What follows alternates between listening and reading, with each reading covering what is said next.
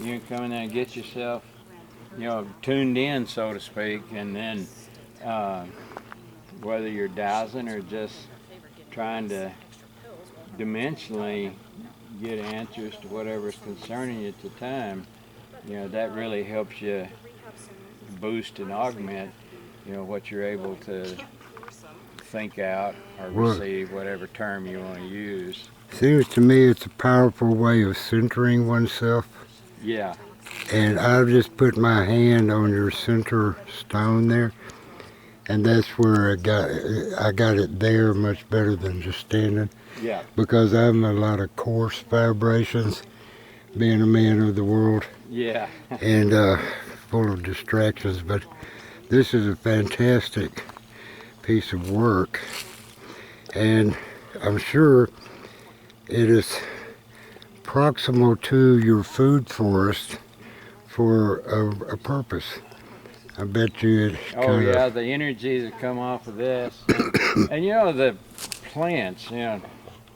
Dr. Keith Parsons just came out with a new video. I really like him. He does a lot of videos on paranormal and people who've come back from the dead and uh, various different things. But he just came out with one on the plants, the spirit of plants, and they've done it. He goes back, way back, all the research that was done for the last over 100 years, 150 years, and they've actually, one guy, I forgot his name, but he was a world expert in lie detector tests and polygraph, and he was showing what happens to plants uh, if you injure them or if you have hate toward them, how they react. It was mind-boggling. One guy showed a little film segment of, he was a comedian, and he took two plants, and one of them, he said, "Oh, you're so beautiful," and stroked it, "I love you so much."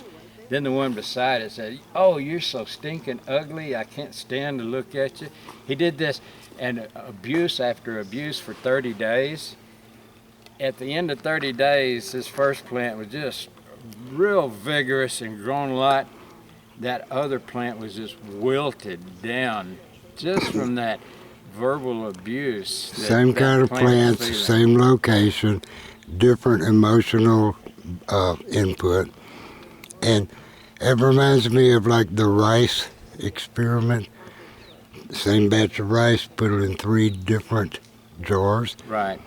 Love the one, be indifferent to the one in the middle, and then give hate to the other, and Well, see and we what talk to our happens. trees and plants all the time, like out there in the food forest. So yes, uh, and they give off energy to help us too, and like we can give off emotional energy to them. So having this top energy center on the property right next to it definitely, hopefully, helps it. I'm pretty sure it does, and it's wonderful that you're sensitive enough person to understand these kind of things and actually put them into your reality on your property and share this with all your neighbors.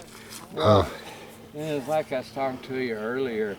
We're into preparedness and self-reliance, not out of fear, because you can't die. There's no such thing as dying. You just transition to another dimension. And so there's no need to ever fear anything. Everything happens for us, not to us. And it's part of our life plan that we wrote anyway, our own script. So the main reason for being prepared is to connect with the planet, connect with the earth, and with plants and animals and people, and be able to share your knowledge and help others. And like this one king we talk about, and he said, when you're in service to your fellow man, you're only in service to your God. So that shows you, well, who's your God? Well, creation, and creation is one. It's all, so we're all one. So that's why Starr and I, we enjoyed now in our 11th year doing these monthly meetings in service to, teach people and we years ago we gave up the fear mode. You know, that's stupid. You know, guns and all that. I Totally. mean, I'm not against guns, and I still have them, but. Well, there may be a more effective way of going through your mental stages and psychological vibrations, putting love's thought system out into your area. If all of us were doing that, there wouldn't be a need for any guns, and we could still have our guns, but we wouldn't need them because we're living in a higher reality. That's being prepared. You have them, but you don't ever want to have to use them against somebody else. But you will if it's needful. Well, I notice in all the forest animals, they will defend themselves, Yeah. and that's part of natural law, and we're part of natural law also. But let's